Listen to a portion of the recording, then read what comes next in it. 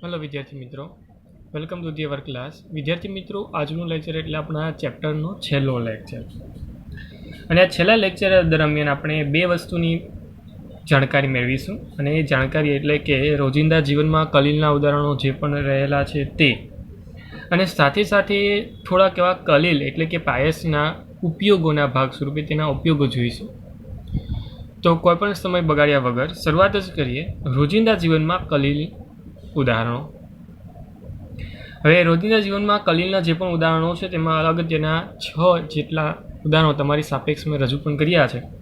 જેમાં આકાશનો વાદળી રંગ હોય, ગાઢ ધુમ્મસ કે પછી વરસાદની માહોલની સિઝનની વાત કરતો હોવ, કે પછી ખાદ્ય પદાર્થ હોય, લોહી છે, ત્યારબાદ જમીન અને મુખ ત્રિકોણની રચના.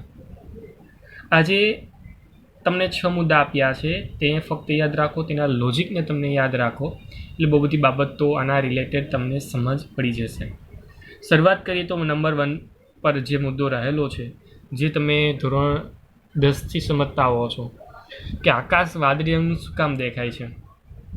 તો સિમ્પલ લોજિક છે કે જે પણ પાણીના અથવા એમ કહી શકાય કે હવામાં રહેલા જે પણ નિલંબિત થયેલા હવામાં કણો છે, જે આપણે પાણીના કણો કહી શકીએ, અથવા તો જે વાદળમય વાતાવરણો છે કે તેના કારણે જે પણ પ્રકાશનું પ્રકિરણ થાય છે અને જેને કારણે આપણી આંખ સુધી જે પ્રકાશ પહોંચે છે તે રંગનું આકાશ આપને દેખાય છે.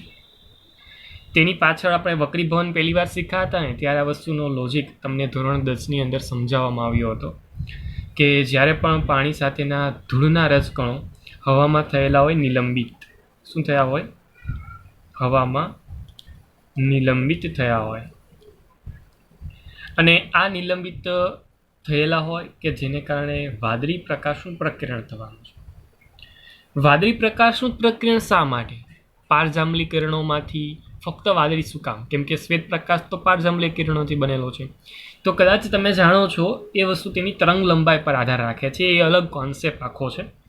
એ કોન્સેપ્ટ તમે ધોરણ 10થી સમજતા આવો છો, તો એ કોન્સેપ્ટમાં હું અંદર નથી ઉતરવા માગતો, પરંતુ અત્યારે એમ જ કહીશ કે અહીંયા વાદળી પ્રકાશ છે ને, વાદળી પ્રકાશનું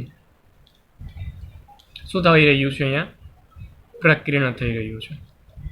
તો એ વાદળી પ્રકાશનું પ્રકિરણ થાય છે અને એ વાદળી પ્રકાશ આપણી આંખ સુધી પહોંચે છે અને એ આંખ સુધી પહોંચવાને કારણે આકાશ વાદળી રંગનું દેખાય છે.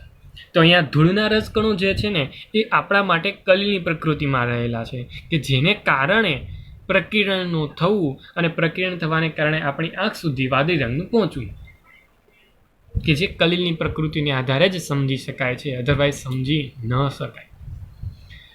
ઓકે, તો આના જેવા જ બીજા એક્ઝામ્પલો છે. નંબર 2 પર જઈએ. ગાઢ ધુમ્મસ છે, ધુમ્મસ અથવા તો વરસાદી માહોલની વાત કરીએ.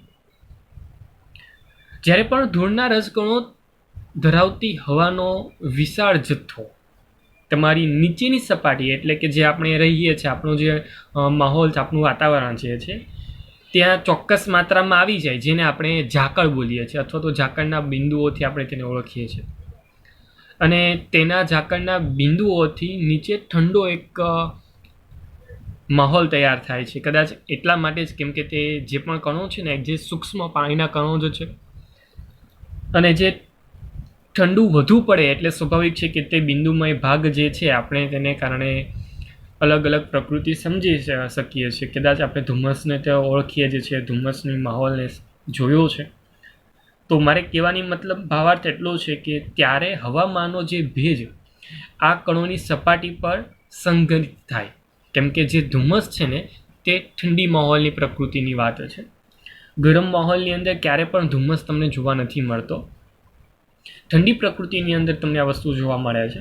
અને તે સમયે જે પણ વધારાના કણો છે જે હવામાં રહેલા છે તે સંઘનિત થશે, ભેગા થશે, સમુચિત થશે અને જ્યાં સૂક્ષ્મ બિંદુ સ્વરૂપે તમને તે જોવા મળતા હોય છે. આ સૂક્ષ્મ બિંદુ જે છે, આ સૂક્ષ્મ બિંદુ સંઘનનને કારણે જોવા મળે. સંઘનનને કારણે શું જોવા મળે છે તમને? સૂક્ષ્મ બિંદુ. અને સૂક્ષ્મ બિંદુઓ સ્વભાવે કલીલમય પ્રકૃતિ હોવાને કારણે તે ધુમ્મસ અથવા તો ગાઢ ધુમ્મસના સ્વરૂપે હવામાં તરતા રહે છે. સિમ્પલ પ્રકૃતિ હતી કે હવા જે પણ ઠંડા માહોલની જે છે, ઝાકળના બિંદુઓ નીચે આવવાની વાત કરીએ છીએ, કે જે ઠંડા પ્રદેશ અથવા તો ઠંડો માહોલ તૈયાર થવાની વાત કરીએ છીએ, કે જેને કારણે જે પણ વાતાવરણમાં રહેલા કણો છે તે સંઘનિત થાય છે, મતલબમાં તેના ઘન સ્વરૂપ તરફ આવે છે. સંઘનિત શબ્દ ક્યારે વપરાય તો તમને ખ્યાલ હોવો જ જોઈએ, કેમ કે કોઈ પ્રવાહી અવસ્થામાંથી ઘન અવસ્થામાં રૂપાંતર પામે તો એ સંઘનન થવું એમ કહે. તો એ સંઘનન થવાની ક્રિયાને કારણે સૂક્ષ્મ બિંદુઓ ઉત્પન્ન થાય છે, અને સૂક્ષ્મ બિંદુ જે સંઘનનને કારણે જે ઉત્પન્ન થયા છે તે સ્વાભાવિક એવા છે, કલિલમય પ્રકૃતિમાં છે. એટલે એમ કહીએ છીએ કે કલિલ ઉત્પન્ન થાય છે, અને એ કલિલ જેને આપણે ધુમ્મસ કહીએ છીએ, અને એ ધૂળના કણો જ છે, કંઈ નવું નથી. ધૂળના કણો જ છે અથવા તો પાણીમય બિંદુઓ છે કે જેને આપણે કલિલમય પ્રકૃતિના સૂક્ષ્મ બિંદુ ધુમ્મસ તરીકે ઓળખીએ છીએ. વાદળોની જો વાત કરવા જાવ ને તો વાદળો પણ સામાન્ય રીતે એરોસોલ કહી શકાય. એરોસોલ શું છે આપણે કોષ્ટકમાં અંદર વાત કરી છે. તો એક પ્રકારના એરોસોલ છે જે હવામાં નિલંબિત થયેલા પાણીના સૂક્ષ્મ બિંદુઓ છે. ઓકે ને, તે નિલંબિત થયેલું પાણી છે એ રીતે વિચારી શકાય. હવે સ્વાભાવિક છે કે વાતાવરણના સંઘનનને કારણે પાણીના આ કલિલમય સૂક્ષ્મ બિંદુઓ જ્યારે વાદળના ભાગ સ્વરૂપમાંથી વરસાદના સ્વરૂપે નીચે ન આવે ત્યાં સુધી તે કદો મોટું થતું જાય, તેનું કદ મોટું થતું જાય. હતા સૂક્ષ્મ કણો ઉપરની સપાટીમાં રહે છે, મતલબમાં વાદળના ભાગ સ્વરૂપે રહે છે. એ સૂક્ષ્મ કણો હવે સમુચિત થવાની ક્રિયાવિધિ કરશે. એટલા મોટા થશે કણો કે જેને કારણે તેને ગુરુત્વાકર્ષણ બળ ન લાગી શકે, અને ગુરુત્વાકર્ષણ બળ લાગે એટલા મોટા થશે એટલે તે પૃથ્વીની સપાટી તરફ ગતિ કરીને આવવાના છે, મતલબમાં તે નીચે સુધી આવવાના છે. અને વરસાદ સ્વરૂપે આપણી તરફ આવતા એ કણો કદમાં મોટા છે. ઓકે, પરિણામે આ વસ્તુ આપણે સમજીએ છીએ ને તેને કારણે બે વિરોધી વીજભારવાળા વાદળો જે અથડાય છે ને ત્યારે વરસાદની ક્રિયાવિધિ થયેલી છે આપણે જાણીએ છીએ. અને આ બે વિરુદ્ધ વીજભારની પ્રકૃતિને તમે જાણો છો ભલીભાંતિ રીતે, કેમ કે તે વિરુદ્ધ વીજભાર પ્રકૃતિ જ્યારે અથડાય છે ને ત્યારે એક ચોક્કસ પ્રકારની ઉર્જા ઉત્પન્ન થાય છે જેને આપણે વીજળી બોલીએ છીએ. તો આખો જ કોન્સેપ્ટ જે છે ને તે રહેલો છે એરોસોલના આધાર પર. એરોસોલ એટલે કે પાણીના સૂક્ષ્મ બિંદુઓ.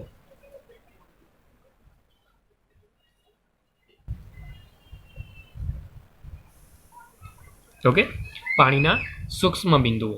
અને એ પાણીના સૂક્ષ્મ બિંદુઓને સરળતાથી આપણે સમજી શકીએ છીએ કે વરસાદ સ્વરૂપે કઈ રીતે આવ્યા. ફરી એકવાર લાસ્ટ ટાઈમ વાત કરું, આખો કોન્સેપ્ટને ફરી એકવાર વરસાદી માહોલ રીતે તૈયાર કરીએ તો સિમ્પલ પ્રકૃતિમાં સૂક્ષ્મ કણો પાણીના રહેલા છે. એ સૂક્ષ્મ કણો વાતાવરણ ઉપરના વાતાવરણમાં છે. ઓકે, ધુમ્મસ જે છે નીચેના વાતાવરણમાંની વાત છે, ને ઉપરના વાતાવરણમાં જ્યારે સંઘનનની ક્રિયા થાય તો એ સ્વાભાવિક છે કે જે સૂક્ષ્મ બિંદુઓ છે તે સંઘનનને કારણે પાણીના મોટા બિંદુ તરીકે વર્તે.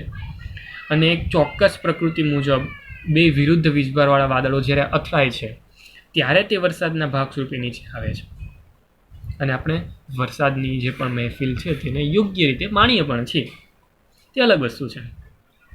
પરંતુ અહીંયા સમજવાની બાબત હતી એરોસોલ, પાણીના એ સૂક્ષ્મ બિંદુઓ કે જે કલિલમય પ્રકૃતિની અંદર સર્વપ્રથમ હોય છે.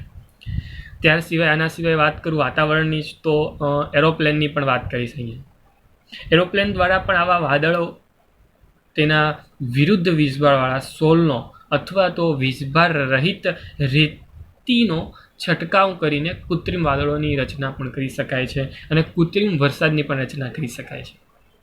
ઓકે, તો આ એરોપ્લેનથી થતી એક ઘટના છે કે જેમાં આપણે કદાચ વાતાવરણની અંદર એરોપ્લેનના પસાર થયા પછી તેના વાદળમય ભાગને જોયો જ છે. કદાચ તેનામાંથી નીકળતો એક ચોક્કસ પ્રકારનો ધુવાળો એક છે આપણે વિચારીએ છીએ, અને એ ધુવાળામય વાતાવરણ કદાચ આપણે જાણીએ છીએ તે મુજબ અલગ અલગ પ્રકૃતિમાં એક વાદળની રચના થયેલી જ છે. અને એ વાદળની રચના થઈ છે તો સ્વાભાવિક છે કે જે આ ભાગ તૈયાર થયો છે તે ભાગ અહીંયા ત્યાં પણ તમને જોવા મળશે. અને વીજભાર યુક્ત હોય કે પછી વીજભાર રહિત હોય કે જેને કારણે એક ચોક્કસ પ્રકારના વાદળની રચના થાય છે, અને કૃત્રિમ વરસાદની રચના પણ અહીંયા તમને થયેલી જોવા મળતી હોય છે. તો આ બધું જ કોન્સેપ્ટ તમને જોવા મળે છે એ સામાન્ય વાતાવરણમાં રહેલા સૂક્ષ્મ બિંદુઓને આધારે જોવા મળે છે અને જે કલિમય પ્રકૃતિમાં રહેલો છે. ત્યારબાદ વાત કરીએ આગળ તરફ તો ખાદ્ય પદાર્થ છે. ખાદ્ય પદાર્થની અંદર તો અલગ અલગ પદાર્થોની વાત કરીશ, જેમ કે દૂધ છે, માખણ છે, ત્યારબાદ હલવો છે, યસ ચોક્કસ કહી શકાય. ત્યારબાદ તમારા બધાનું પ્રિય વસ્તુ એટલે કે આઈસ્ક્રીમ. ત્યારબાદ અલગ અલગ ફળોના રસો પણ છે. ફળોના રસમાં પણ આ વસ્તુ ખાસ નોટિસ કરવા હું તમને કહીશ.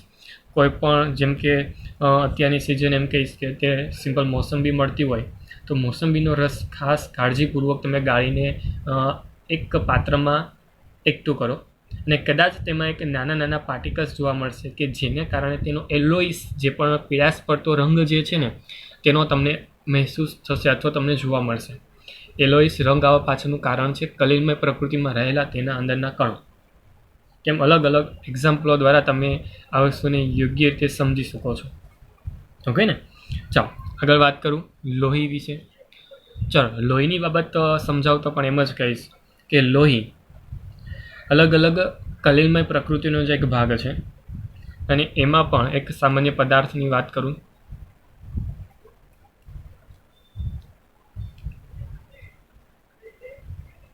આલ્બ્યુમિનોઇડ. શબ્દ શું વાંચું મેં? આલ્બ્યુમિનોઇડ. આ એક પદાર્થ કે જે સામાન્ય લોહીની અંદર રહેલો છે. ઓકે ને, ફટકડી અને ફેરિક ક્લોરાઇડની લોહીના સ્ત્રાવને રોકવાની ક્ષમતા અહીંયા હું ચર્ચાના ભાગ સ્વરૂપે વિચારું. ફટકડી સામાન્ય રીતે આપણે જ્યારે પણ ખાસ કરીને બીએડ કરાવવા માટે જ્યારે છોકરાઓ અથવા તો પુરુષ વર્ગ જતા હોય અથવા તો કોઈ ચોક્કસ પ્રકારના કામકાજ દરમિયાન ખાસ કરીને બ્યુટીને લગતા કામકાજ હોય તો તેમાં જ્યારે લોહી નીકળે ને તો સામાન્ય રીતે એક પદાર્થ ઘસવામાં આવતો હોય છે. એ પારદર્શક અર્ધપારદર્શક કહીશ, એ અર્ધપારદર્શક પદાર્થને ઘસવામાં આવે છે જે સામાન્ય સાકરના ગાંગડા જેવો હોય છે જેને આપણે ફટકડી બોલીએ છીએ. એ ફટકડી ઘસવાને કારણે જ્યાંથી લોહી નીકળે છે ને તે જગ્યા થોડી જ વારમાં લોહી નીકળતું બંધ થઈ જશે. તો આ જે પ્રકૃતિ છે ને એ સામાન્ય ફટકડીની છે. આ ફટકડીની બાબત હું ચર્ચા કરું છું. તો એ ફટકડીનું કામ શું છે? તેના જેવો જ પદાર્થ એટલે કે ફેરિક ઓક્સાઇડ. આ ફેરિક ઓક્સાઇડ પણ લોહીના સ્ત્રાવને રોકવાનું ક્રિયાવિધિ ચોક્કસ કરે છે. તો આ જે પદાર્થો બે છે પદાર્થો એનું કામ શું છે? એ કઈ રીતે અને આપણે કઈ રીતે સમજી શકાય કે તે પદાર્થો ફટકડી અથવા તો ફેરિક ઓક્સાઇડ લોહીને રોકી શકે છે? તો સામાન્ય રીતે જે કલિલમય પ્રકૃતિના પદાર્થો જે લોહીની અંદર રહેલા છે એટલે કે જે આ વાત કરી તે મુજબ આલ્બ્યુમિનોઇડ, એ પદાર્થ સામાન્ય રીતે આ પદાર્થના સંપર્કમાં આવવાને કારણે તેનું સ્કંદન થઈ જાય છે. શું થઈ જાય છે? સ્કંદન. અને સ્કંદનના કારણે ત્યાં લોહીને એક જથ્થો પેદા થઈ જાય છે કે જે આપણે લોહીનું ગઠ્ઠું થઈ જવું અથવા તો લોહી જામી જવાની ક્રિયા આપણે બોલી શકીએ છીએ કે ત્યાં જગ્યા પર લોહી જામી જાય છે અને જેને કારણે ત્યાં લોહીનું જે પણ વહન થતું હતું બહાર તરફ આવી જવાની ક્રિયા હતી તે સ્ટોપ થઈ જાય છે કે જેને કારણે રુધિર જે છે એ સરળતાથી ત્યાં જામી ગયેલું અથવા તો રુધિર બહાર નીકળતું બંધ થઈ ગયેલું આપણે મહેસૂસ કરી શકીએ છીએ, અનુભવ કરી શકીએ છીએ. તો એ ફટકડી અને ફેરિક ઓક્સાઇડના સંપર્કને કારણે થાય છે તેનું સ્કંદન અને એ સ્કંદન થવાને કારણે જ આપણે સરળતાથી સમજી શકીએ છીએ કે લોહીને વહેતું રોકી શકીએ છીએ. તો અહીંયા પણ એક કલિલની પ્રકૃતિ રહેલી છે, સ્કંદનની પ્રકૃતિ રહેલી છે. ઓકે, ચાલો આગળ વધીએ. નેક્સ્ટ એક્ઝામ્પલ એટલે કે જમીન. હવે ફળદ્રુપ જમીન સ્વભાવે કલિલમય સ્વરૂપની હોય છે અને સ્વાભાવિક છે કે તેમાં અલગ અલગ મૃદુવેરક સંરક્ષણ કલિલ તરીકે વર્તે છે અને કલિલમય સ્વભાવના કારણે જ જમીનમાં ભેજ અથવા તો પોષક તત્વોનું અધિશોષણ થયેલું હોય છે.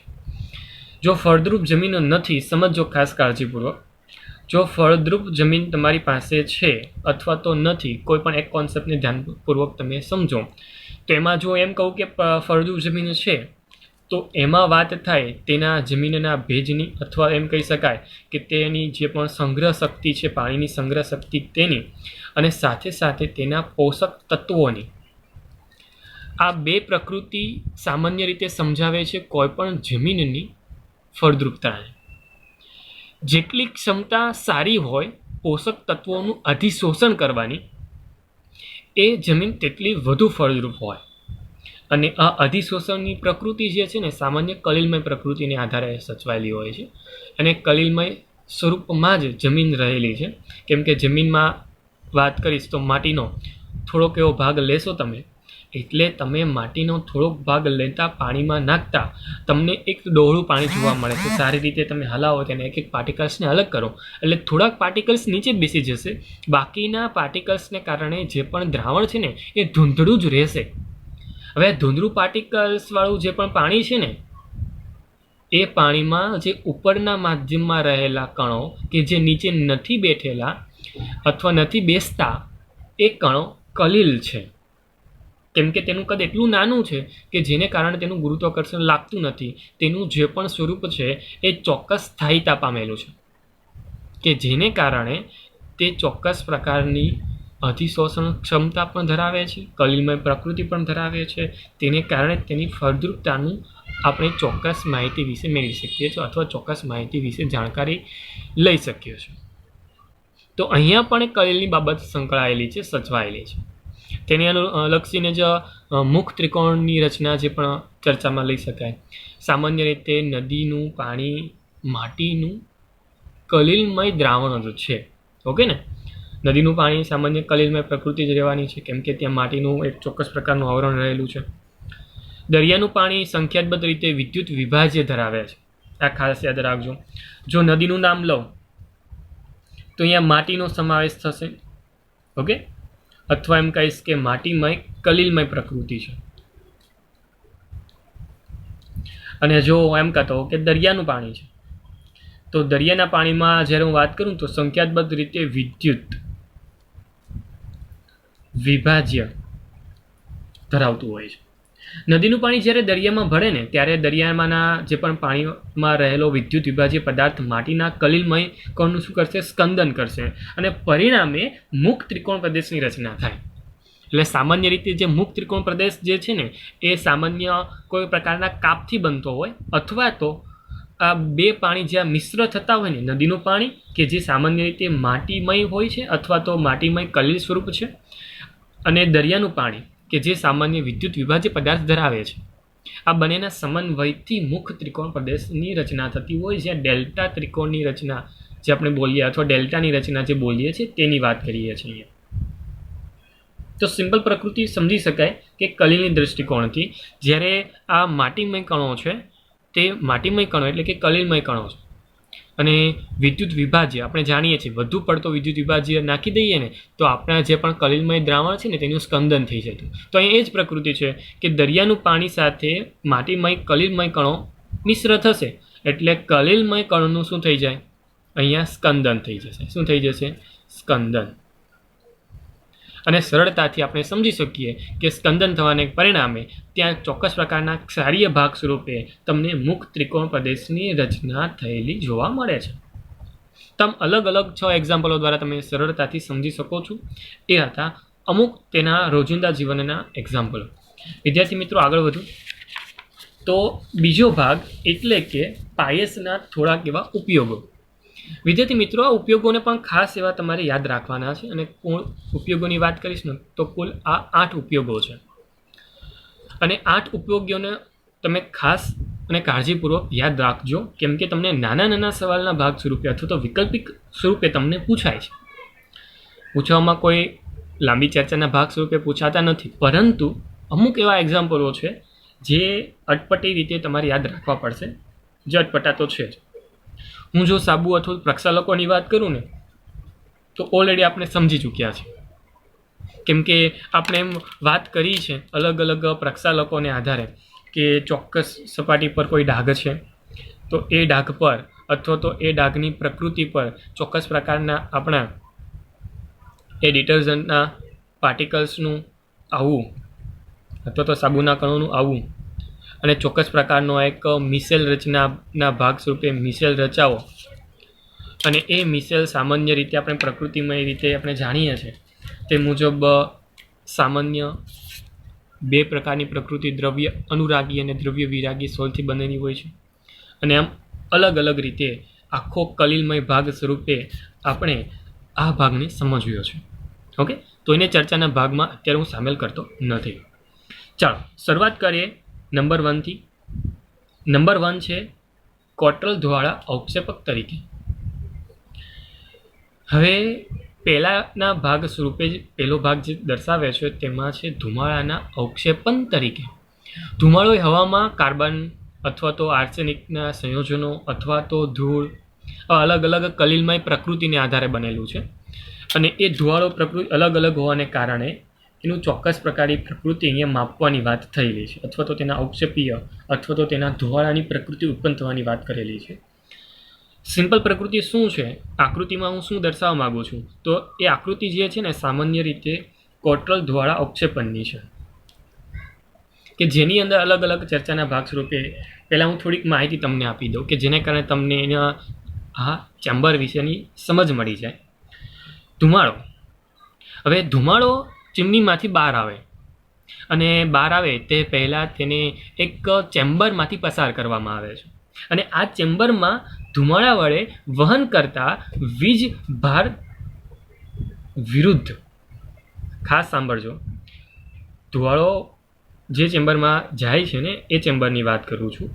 એ ચેમ્બરમાં ધુમાડા વહન કરાતા વીજભારથી વિરુદ્ધ વીજભારવાળા પ્લેટો અહીંયા રહેલી હોય છે. વીજભારનો જો પણ પ્રવાહ ધનભારિત હોય તો ત્યાં ઋણભારિત પ્લેટો રહેશે. ઇનડાયરેક્ટલી હું વિચારી શકાય, કેમ કે ધુવાળો જે છે ને એ કોઈ ઇન્ડસ્ટ્રીમાંથી અથવા તો કોઈ કંપનીમાંથી અથવા તો કોઈ ઔદ્યોગિક ભાગમાંથી બહાર આવે છે તો તે ધુવાળો કયા કયા પદાર્થો બહાર નીકળે છે અથવા તે ધુવાળામાં કયા કયા પદાર્થો રહેલા છે ને તે ઓબ્ઝર્વેશનના ભાગ સ્વરૂપે તે ઇન્ડસ્ટ્રીવાળાને ચેક કરવાનું હોય છે, તે ઇન્ડસ્ટ્રીવાળાને પરખ કરવાની હોય છે, અથવા તો કોઈ ધુવાળો ઝેરી તો પદાર્થ નથી ને, તે વાતાવરણમાં જઈને હાર્મફુલ તો નથી ને, એ બધી વસ્તુ ટેસ્ટિંગ થાય છે અને ત્યારબાદ તે ચીમનીના ભાગ સ્વરૂપે બહાર આવે છે. તો કોઈ ધુવાળો એમ જ વાતાવરણમાં છોડી ન શકાય, પરંતુ કોઈ જગ્યા પર બાય મિસ્ટેક જો છોડી જવાને કારણે અથવા તો બાય મિસ્ટેક છોડવાના કારણે એ બહુ બધા મોટા હાર્મફુલ એક્સિડન્ટ તમે કદાચ જોયા જ હશે, સાંભળ્યા પણ હશે. અલગ અલગ એક્સિડન્ટો તમારી સાપેક્ષ ઉદાહરણના ભાગ સ્વરૂપે છે પણ. ઓકે, તો એ બધી વસ્તુ ચર્ચાના ભાગ સ્વરૂપે જ્યારે વિચારવા જઈએ ને તો અહીંયા આ ચીમની જે બોલું છું ને એ ચીમનીમાં ધુવાળો પસાર કરવાનો હોય છે, કે જે ચીમનીમાં ધુવાળા જે વીજભારિત ભાગના બનેલા છે તેનાથી વિરુદ્ધ વીજભાર ધરાવતી પ્લેટો છે. હવે તમે જાણો છો બે વિરુદ્ધ વીજભારવાળા પ્લેટો ભેગી થાય એટલે સ્વાભાવિક છે કે શું થવાનું છે. અને કણો જ્યારે આ પ્લેટોના સંપર્કમાં આવશે ને ત્યારે તે સામાન્ય શું કરશે, વિરુદ્ધ વીજભારવાળા સંપર્ક આવવાને કારણે વીજભાર ગુમાવશે, તે કણોનું સ્કંદન થશે અને જે પણ ભાગ વાતાવરણમાં પ્રદૂષણના ભાગ સ્વરૂપે જવાનો હતો તે કદાચ કલિલમય કણોને જે પણ આપણે સ્કંદનની ક્રિયા દ્વારા કદ મોટું કરીને તે ધુવાળાને રાખના ભાગ સ્વરૂપે અથવા તો મોટા પાર્ટિકલ્સના સ્વરૂપે એ ચેમ્બરમાં ભેગા કરી લેવામાં આવે છે. તો સમજો કે અહીંયાથી ધુવાળો એન્ટર થાય છે. હવે આ ધુવાળો એન્ટર થયો ને તો એ ધુવાળાની સાથે સાથે સમજો તો એ કલિલમય પ્રકૃતિ અંદર એન્ટર થઈ. હવે કલિલમય પ્રકૃતિ જે છે ને સામાન્ય કોઈ વીજભારિત છે એ વીજભાર સાથે જાય એટલે સ્વાભાવિક છે કે અહીંયા એક ચોક્કસ પ્રકારની સિસ્ટમ છે અને આ જે સિસ્ટમ જે છે ને એ સિસ્ટમ એટલે કોઈ ચોક્કસ પ્રકારનો વિરુદ્ધ વીજભારિત પ્લેટો છે. અને સ્વાભાવિક છે મેં વાત કરી તે મુજબ જો આ ધનભારિત, એક્ઝામ્પલ તરીકે બોલું છું, આ ધનભારિત છે, મેં તમને કીધું તે મુજબ પહેલેથી તમે અવલોકન કરેલું છે ઇન્ડસ્ટ્રીવાળાએ કે જેમાં તમારા જે પણ ઇન્ડસ્ટ્રીમાંથી નીકળતો ધુવાળો છે તે ધુવાળો સામાન્ય ધનભારિત છે, ઋણભારિત છે, કયા પ્રકારનો ધુવાળો છે તે અવલોકનથી એને ખબર છે. ઓકે, અને એ ખબર હોવાને કારણે એ પ્લેટો અહીંયા સેટ કરેલી હોય અને તે પ્લેટો સામાન્ય રીતે ઉચ્ચ વોલ્ટેજ વિદ્યુત ધ્રુવો તરીકેનું કામકાજ કરશે અને કેટલું ઊંચું વોલ્ટેજ છે તે પણ તમને અવલોકનના ભાગ સ્વરૂપે મેં તમને દર્શાવેલું છે. અને સ્વાભાવિક પ્રકૃતિ મુજબ તમારા જે પણ ભાગો અહીંયા વીજભાર રહિત થવાના છે, કેમ કે અહીંયા ધન વીજભાર હોય, અહીંયા ઋણ વીજભાર હોય, બંને એકબીજાથી વિરુદ્ધ વીજભાર છે એટલે સ્કંદન થશે એટલે એક ચોક્કસ પ્રકારનું વાતાવરણીય અહીંયા ભાગ સ્વરૂપે કલિલ પ્રકૃતિ જે છે તેનું સ્કંદન થઈને તમને અહીંયા પ્રકૃતિ વાઇઝ તે કણોનું રાખમય ભાગ જોવા મળે છે અથવા તો રાખ જોવા મળે છે અવક્ષેપીય ભાગ સ્વરૂપે, કે જે વાતાવરણમાં એમ જ છૂટો થઈ જતો હતો, જેના રાખના ભાગ સ્વરૂપે આપણે મેળવી લીધો પરંતુ એવા પણ પાર્ટિકલ્સો છે કે જેનું સ્કંદન થવું અશક્ય છે, અથવા તો જે વાતાવરણમાં આપણે છોડવા જ પડશે, કેમ કે તે વાયુના સ્વરૂપમાં રહેવાના છે. અને એવા ભાગ સ્વરૂપે આપણે અહીંયા અલગ અલગ કાર્બન કણોમાંથી મુક્ત થતા વાયુઓની વાત કરી શકીએ છીએ. કાર્બન મોનો, કાર્બન ડાયોક્સાઇડ જેવા અલગ અલગ જે પણ કાર્બનયુક્ત વાયુઓ છે તેને આપણે વાતાવરણમાં છોડવા જ પડશે, ફરજિયાત થઈ જશે. તો આમ અવક્ષેપન થવાની જે પણ ક્રિયાવિધિ છે કે જેને કારણે વાતાવરણમાં જે પ્રદૂષિત ભાગ જોવાનો હતો તેને આપણે રોકી શકીએ છીએ.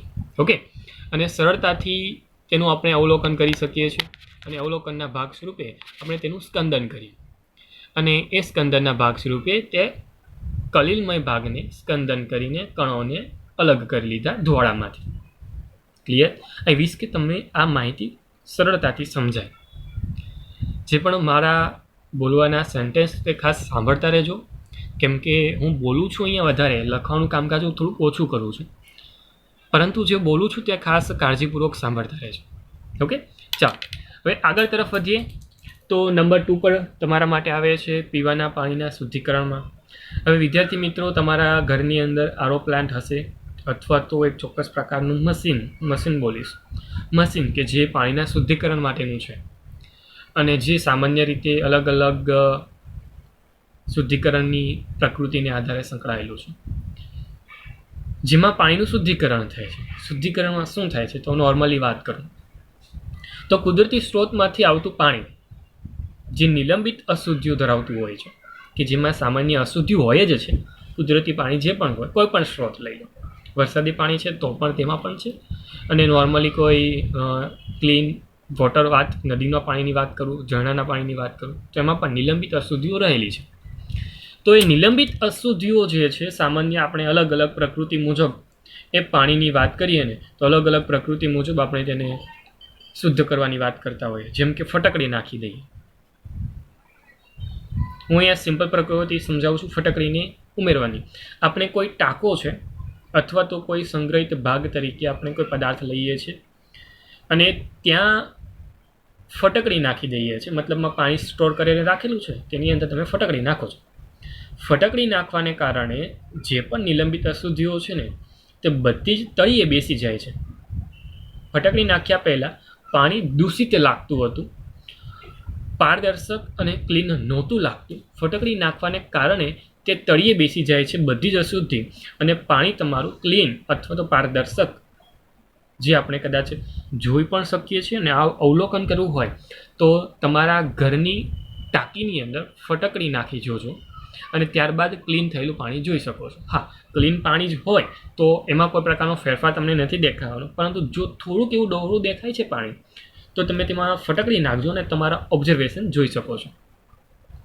જે નિલંબિત અશુદ્ધિઓને અવક્ષેપિતના ભાગ સ્વરૂપે તળિયે બેસાડી દે છે, અને તમારું પાણી જે છે ને ઉપરનું પાણી કે જે તળિયે અવક્ષેપિત થઈ ગયા પછીનું છે, કે જેને કારણે ઉપરનું પાણી જે છે ને શુદ્ધ પાણી કહી શકાય.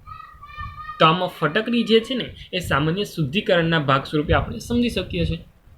ઓકે, ચાલો નેક્સ્ટ આગળ વધીએ. તો નેક્સ્ટ ભાગ તરફ વધીએ એટલે તમારી પાસે આવે છે ઔષધિઓ. ઔષધિઓમાં વિદ્યાર્થી મિત્રો અલગ અલગ બહુ બધી ઔષધિઓ છે જે કલિલમય પ્રકૃતિમાં સામાન્ય રીતે આપણા શરીરમાં ખાસા એવા ભાગ સ્વરૂપે વપરાય છે, અથવા તો અહીંયા અવેલેબલ છે. જેમ કે સિલ્વર સોલની વાત કરું તો નંબર 1 પર લઈશ. અલગ અલગ એક્ઝામ્પલોની વાત કરું છું અહીંયા. અને સિલ્વર સોલની વાત કરતાં એમ કહીશ કે આર્ગીરોલ જે સિલ્વર સોલ છે તેનો ઉપયોગ સામાન્ય રીતે આંખના મલમ તરીકે થાય છે. મલમ અથવા લોશન શબ્દ આપણે જે યુઝ કરીએ છીએ, ઓકે, તે તરીકે વપરાય છે. તેના સિવાય એન્ટીમનીનો જે સોલ છે, આ સિલ્વર સોલ હતો. ઓકે, મતલબમાં સિલ્વરમાંથી બનતો સોલની વાત કરી. તેવી રીતે કલિલમય એન્ટીમની કે જે સામાન્ય રીતે કાલાજાર. હવે આ સામાન્ય રીતે કોઈ ડૉક્ટરને પૂછો તો વધુ તમને સારી રીતે માહિતી આપી શકે છે. કાલાજારની માહિતી તેના દ્વારા તમે લઈ શકો છો, પરંતુ અત્યારે આપણે કદાચ એ ચર્ચામાં ન પડતા આગળ વધીશું. Number 3 gold.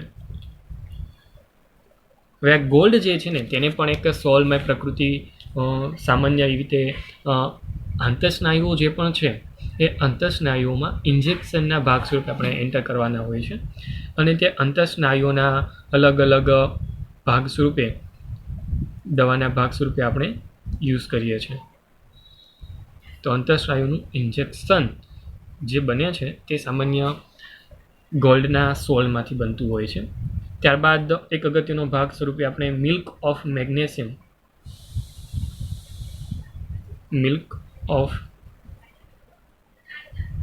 મેગ્નેશિયા અને જે સામાન્ય એક પ્રકારનું પાયસ છે, ખાસ યાદ રાખજો શું છે, પાયસ છે. અને આ પાયસ જે સામાન્ય રીતે એસિડિટીમાં વપરાતો પદાર્થ છે જેને આપણે એન્ટાસિડ બોલીએ છીએ. ખાસ શબ્દને યાદ રાખજો કેમ કે ધોરણ 10ની અંદર આવો એક શબ્દ આવ્યો હતો સૌ પ્રથમવાર, એન્ટાસિડ, કે જે સામાન્ય એસિડિટીના ઉપચારમાં અથવા આપણે હોજરીમાં ગળબળની ક્રિયા થતી હોય ને તે આપણે એન્ટાસિડ પદાર્થ યુઝ કરવા પડે. એટલે અહીંયા હું લખીશ કે એસિડિટીના ઉપચારમાં તે વપરાય છે. ઓકે, તો આમ અલગ અલગ તમારા માટેના સોલ જે હતા તે તમારી સાપેક્ષ હું રજૂ કરું અને તે અલગ અલગ સોલ ઔષધિના ભાગ સ્વરૂપે અહીંયા વિચારી શકાય છે. ઓકે, ચાલો તો સોલથી આગળ તરફ વિચારણા કરીએ ને તો અલગ અલગ બહુ બધી ઔષધિઓ છે કે જેના સંપર્ક સપાટીને આધારરૂપ લઈને અહીંયા કલિલમય પ્રકૃતિ ખૂબ જ અગત્યની છે. કેમ કે ઔષધિ એવી હોવી જોઈએ કે જે ઓછી માત્રામાં લઉં અને સારા એવા ગુણકારી રીતે કામકાજ કરી આપતી હોય. તો અહીંયા સંપર્ક સપાટીનું મહત્ત્વ ખૂબ જ મહત્ત્વનું હોય છે અને સંપર્ક સપાટી માટે એક કલિલમય પ્રકૃતિમાં હોય ને એ ખૂબ જ જરૂરી છે. ઓકે, તો એ સ્વરૂપે અહીંયા કલિલમય પ્રકૃતિ ક્ષેત્રફળના દૃષ્ટિકોણથી અથવા તો અધિશોષણના પ્રકૃતિને ધ્યાનમાં લઉં અથવા તો તેની રિએક્શન મિકેનિઝમની ધ્યાનમાં લઉં તો અલગ અલગ પ્રકૃતિને આધારે કલિલ સ્વરૂપ તેનું ખૂબ જ જરૂરી છે. ઓકે, ચાલો વાત આગળ તરફ વધારું તો તમારા માટે વાત આવે છે ચર્મ ઉદ્યોગની. પ્રાણીઓના જે પણ ચામડાઓમાંથી કલિલમય ભાગ તૈયાર થાય છે અને એ કલિલમય ભાગ જે આપણે ચર્મ એટલે કે ચામડાની વાત કરું છું કે જેમાં ધનભારિત કલિલમય કણો હોય. ચામડાની વાત કરું છું તેની અંદર શું હોય, ધનભારિત કલિલમય પ્રકૃતિ છે તેની અંદર રહેલી છે. તેને ટેનિનમાં ડૂબાડવામાં આવે છે. આ ટેનિન શબ્દ છે ને તે અંગ્રેજી વર્ડ છે. ટેનિન સામાન્ય અંગ્રેજી વર્ડ છે કે જે સામાન્ય રીતે એક ચોક્કસ પ્રકારના દ્રાવણની વાત કહી શકાય અથવા તો તે સોલિડ પદાર્થની વાત કરું તો અલગ અલગ રીતે તમે વિચારી શકો છો. પરંતુ અહીંયા હું એમ કહીશ કે ટેનિનના અંદર ડૂબાડો ને એક કલિલમય પ્રકૃતિને કે જેને કારણે તેનું સ્કંદન થાય અને પરસ્પર સ્કંદન થવાને કારણે કોઈ ચામડું જે છે ને એ ચામડાના ગુણધર્મોમાં ચેન્જ થાય છે અને જે સામાન્ય રીતે મુલાયમ સોફ્ટ ચામડું જે હોય, આપણી ચામડી કેવી મુલાયમ છે, સોફ્ટ છે, એવી રીતે કોઈ પ્રાણીની ચામડી પણ થોડીક કડક હોય છે, લેયરબદ્ધ હોય છે એટલે થોડીક કડક હોય છે. પરંતુ તેને વધુ યોગ્ય બનાવવા અથવા તો જેના સામાન્ય રીતે ચામડાના આપણે બૂટ પહેરીએ છીએ તો કેટલા કઠણ છે.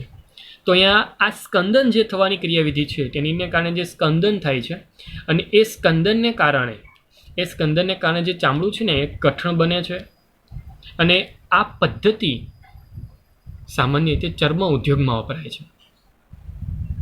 અને આ પદ્ધતિ જે છે સામાન્ય ટેનિનના બદલે ક્રોમિયમ ક્ષારોનો ઉપયોગ પણ કરી શકે છે. તો અહીંયા ટેનિનની સાથે સાથે તમે એડવાન્સ ટેકનોલોજીના ભાગ સ્વરૂપે અલગ અલગ ક્રોમિયમ ક્ષાર કે જે સ્કંદન કરવા માટે, ચર્મના સ્કંદન કરવા માટે વપરાતા પદાર્થોમાં પણ સમાવેશ પામે છે. તો ઇનડાયરેક્ટલી અહીંયા થોડાક એવા ચર્મના ભાગને સ્કંદન કરીને તમે તેને કઠણ બનાવી શકો છો અથવા તો હાર્ડ બનાવી શકો છો જે પહેલાં સોફ્ટ હતો. ઓકે, તો અહીંયા આ સ્કંદનની જે ક્રિયા છે ને તે ખૂબ જ અગત્યની બને છે. ઓકે, ચાલો ત્યારબાદ આવે છે ફોટોગ્રાફિક પ્લેટ અને ફિલ્મમાં. ફોટોગ્રાફિક પ્લેટ અને ફિલ્મોની વાત કરું ને તો જિલેટિનની વાત કરીશ.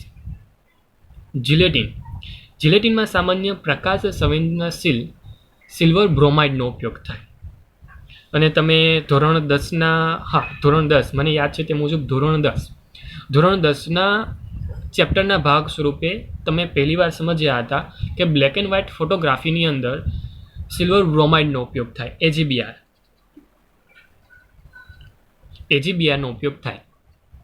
તો આ જિલેટિન જે છે એ જિલેટિનમાં પ્રકાશ સંવેદનશીલ સિલ્વર બ્રોમાઇડ યુઝ થાય. પાયસનું એક ચોક્કસ પ્રકારનું નાનું લેયર સિલ્વર બ્રોમાઇડનું હોય છે અને જે સામાન્ય રીતે અલગ અલગ ફોટોગ્રાફિક ફિલ્મો અથવા તો જે પણ સેલ્યુલોઇડ પ્લેટો જે બનાવવામાં આવે ને, સેલ્યુલોઇડ પ્લેટો અલગ અલગ પ્રકારની જે કહી શકાય, તેની અંદર આ સિલ્વર બ્રોમાઇડનો યુઝ થાય છે, જે એક ચોક્કસ પ્રકારનું પાયસ છે. ઓકે, તો એ રીતે પણ આપણે અહીંયા કલિલની પ્રકૃતિને વિચારી શકીએ છીએ સિલ્વર બ્રોમાઇડના સ્વરૂપમાં. ત્યારબાદ આવે છે રબર ઉદ્યોગ. તો રબર ઉદ્યોગની અંદર વાત કરીશ અલગ અલગ ક્ષીરની. ક્ષીર એક ચોક્કસ પ્રકારનું રબર છે. આ ક્ષીર રબર કણોનું કલિલમય દ્રાવણ છે જે ઋણભારિત છે. શબ્દ યાદ રાખજો, ક્ષીર, કેમ કે રબર ઉદ્યોગની વાત થશે ને તો ક્ષીર રબર જે છે ને તેની નામ પડશે, જેની પ્રકૃતિ સામાન્ય રીતે ઋણભારિત છે. કેવી છે? ઋણભારિત. અને એ ઋણભારિત પ્રકૃતિ હોવાને કારણે ક્ષીરના સ્કંદનથી રબરની રચના થતી હોય છે. ત્યાં સ્કંદન કરીએ ને તો એ સ્કંદનને કારણે એક ચોક્કસ પ્રકારનું રબર બને છે. તમે સામાન્ય ચેક રબરની વાત કરો અથવા તો જે નોર્મલ યુઝ કરો છો રબર, એ રબરને નાના નાના પાર્ટિકલ્સના ભાગ સ્વરૂપે જ્યારે વનસ્પતિમાંથી પણ તમે કુદરતી રબરની વાત કરતો તો એ વનસ્પતિમાંથી પણ જ્યારે કલિલ સ્વરૂપે મળી આવે છે અને એક ચોક્કસ વ્હાઇટ પ્રકારનું લિક્વિડ મળતું હોય છે કે જેનું સ્કંદન થવાથી અથવા તો તેના પાર્ટિકલોના સમૂચન થવાથી આપણે એક રબરની વાત કરતા હોઈએ છીએ. એક ચોક્કસ પ્રકારનું રબર હોય છે જે સામાન્ય ધનભારિત અથવા તો ઋણભારિતની પ્રકૃતિમાં જ હોય છે અને કલિલમય દ્રાવણના ભાગ સ્વરૂપે હોય છે. ઓકે, તો અહીંયા તમે રબરની પ્રકૃતિ પણ વિચારી શકો છો. એન્ડ ધેન લાસ્ટ આવે છે ઔદ્યોગિક નિપજો તરીકે. ઔદ્યોગિક નિપજો બહુ બધી એવી છે કે જે ગણાવું તો પણ ખૂટે નહીં તેવી છે અને જે બધી કલિલમય સ્વરૂપે છે. નંબર 1, રંગની વાત કરીશ. રંગ જે સામાન્ય કલિલમય પ્રકૃતિમાં રહેલા બાબત ચર્ચામાં લઈ શકાય તેવી છે. ત્યારબાદ પેનની સાઈ લવ કે પછી કોઈ બીજા પદાર્થોની સાઈ લવ તો સાઈ. ત્યારબાદ અલગ અલગ પ્રકારના સંશ્લેષિત પ્લાસ્ટિકની વાત કરીશ. ઓકે, તો આ પ્લાસ્ટિક પણ કલિલમય પ્રકૃતિ છે. મેં હમણાં જ વાત કરી તે મુજબ રબર, અલગ અલગ પ્રકારના રબરની વાત કરીશ. ત્યારબાદ ગ્રેફાઇટ, ઈંધણ અને ખાસ સિમેન્ટ. સિમેન્ટનો એક પાર્ટિકલ્સ બહુ જ સૂક્ષ્મ હોય છે. પાણીમાં નાખો ને તો કદાચ એનો કણ ભારે સંગઠિત થઈ ગયો નથી તો તે વાતાવરણના એટલે કે પાણીમય વાતાવરણની અંદર નીચે ન બેસતા તે પાણીના સંપર્કમાં જ વચ્ચેના માધ્યમમાં સ્થિર થઈ જશે, કેમ કે તે બહુ જ સૂક્ષ્મ છે અને બહુ જ સૂક્ષ્મ હોવાને કારણે તેની કલિલમય પ્રકૃતિ અથવા કલિલમય દ્રાવણની પ્રકૃતિ ત્યાં તમને જોવા મળશે. તમે અલગ અલગ ઉદાહરણોને તમારી સાપેક્ષ રજૂ કરીએ કે જેમાં કલિલના અલગ અલગ ઉપયોગોના ભાગ સ્વરૂપે આપણે વિચારી શકીએ છીએ. તો આમ તમારી સાપેક્ષ મેં રજૂ કર્યા કુલ 8 કે જે તમારી ટેક્સ્ટબુકમાં આપ્યા છે. વિદ્યાર્થી મિત્રો, ફક્ત તમે નામ યાદ રાખો જે ટોપિકના હેડિંગ છે અને એ હેડિંગને યાદ રાખ્યા પછી તમે થોડાક એવા રીડિંગથી આને કમ્પ્લીટ કરી શકો છો. કેમ કે આજના લેક્ચરમાં મેં તમને જે પણ વસ્તુ શીખવી છે, શીખવા જેવી તો કાંઈ હતું નહીં, પરંતુ જે પણ વસ્તુ ચર્ચામાં ભાગ સ્વરૂપે આપણે લીધી છે તે બધી જ માહિતીને એકવાર અથવા 2 વાર રીડિંગના ભાગ સ્વરૂપે રીડિંગ કરી રાખજો. કેમ કે તેમાં થોડાક એવા ભાગ સ્વરૂપે, જેમ કે ઔષધોની વાત કરું તો અહીંયા ઔષધોના ભાગ સ્વરૂપે અહીંયા જે પણ નામ આવ્યા છે તે કેના ભાગ સ્વરૂપે ક્યાં વપરાય છે ને તે થોડાક એવા મહત્ત્વ આપીને પૂછી શકે વિકલ્પોના ભાગ સ્વરૂપે. અને અલગ અલગ રીતે મેં વાત કરી તે મુજબ તેના ઉદાહરણોની પણ વાત કરી શકાય, ઉદાહરણોની ચર્ચા પણ ત્યાં કરી શકાય. તમે અલગ અલગ પ્રકૃતિ મુજબ આજના લેક્ચર દરમિયાન ફક્ત થોડીક માહિતી મેં તમારા તરફ આપી છે કે જે ટેક્સ્ટબુકના ભાગ સ્વરૂપે તમને યોગ્ય રીતે લખાણ સાથે આપી છે, નો ડાઉટ, પરંતુ ચેપ્ટરના ભાગ સ્વરૂપે અને ચેપ્ટરના અંત સ્વરૂપે આપણે તેને ચર્ચાના ભાગમાં લીધી. વિદ્યાર્થી મિત્રો, આ ચેપ્ટર અહીંયા જ પૂર્ણ થાય છે. બધી થિયરીને ખાસ કાળજીપૂર્વક તમે સમજી હશે. બધી થિયરીને ખાસ કાળજીપૂર્વક તમે યાદ રાખી હશે. ન સમજાય તો ફરી એકવાર હું એ જ કહું છું, ન સમજાય તો મને કોમેન્ટ બોક્સમાં તમે જણાવી શકો છો. જો યોગ્ય રીતે તમારો ભાગ સમજાય છે અથવા તો યોગ્ય રીતે તમને પસંદ આવે છે તો ભાગને લાઈક પણ કરતા રહો, કે જેથી મને પણ સમજ પડે કે નહીં તમે પણ એક્ટિવ છો, તમે પણ રીડિંગ કરો છો, તમે પણ સમજો છો. ઓકે, તો આ જ આશા સાથે અહીંયા આ ચેપ્ટર પૃષ્ઠ રસાયણ વિજ્ઞાન કે જેમાં અલગ અલગ નાની મોટી બાબતોને સમજ્યા, અલગ અલગ કોન્સેપ્ટ સાથે અલગ અલગ બાબતો, અલગ અલગ થિયરી, બધી વસ્તુને સમજ્યા પછી કદાચ પૃષ્ઠની ઇમ્પોર્ટન્સ તમે સમજી ચૂક્યા હશો. પૃષ્ઠ શા માટે અગત્યનું છે, શા માટે કોઈ પ્રક્રિયા ક્યારે ફાસ્ટ ને ક્યારે ધીમી થાય છે, કોઈ પ્રક્રિયા શા માટે કયા સ્વરૂપમાં મળે છે, તેની નિપજો શું મળતી હોઈ શકે છે, નિપજો કેટલા સમયમાં મળતી હોઈ શકે છે. આ બધી વસ્તુની ચર્ચાના ભાગ સ્વરૂપે આપણે આ પૃષ્ઠ રસાયણ વિજ્ઞાન સમજ્યા. અને અગત્યના ભાગ સ્વરૂપે હું એટલું જ કહીશ કે જેટલી પણ થિયરી છે તેને ખાસ કાળજીપૂર્વક જુઓ, સમજો. ન સમજ પડે તો મારો કોન્ટેક્ટ કરો, મારા કોમેન્ટ બોક્સમાં પણ જણાવી શકો છો. મારો પર્સનલ નંબર હોય તો તેમાં પણ તમે સવાલ આન્સર મારી સાથે કરી શકો છો. પરંતુ આ બધા જ ભાગને સમજવો ખાસ જરૂરી છે. એ સમજ મળ્યા પછી જ તમે આગળના ભાગ સ્વરૂપે, આગળના ચર્ચાના ભાગ સ્વરૂપે સક્ષમ બનશો. તો આ જ લોજિક સાથે, આ જ કોન્સેપ્ટ સાથે ફરી એકવાર મળીશું નેક્સ્ટ ચેપ્ટરમાં. ત્યાં સુધી હું છું તમારો મેન્ટોર, શિક્ષક હિમાંશુ સરદારા સર.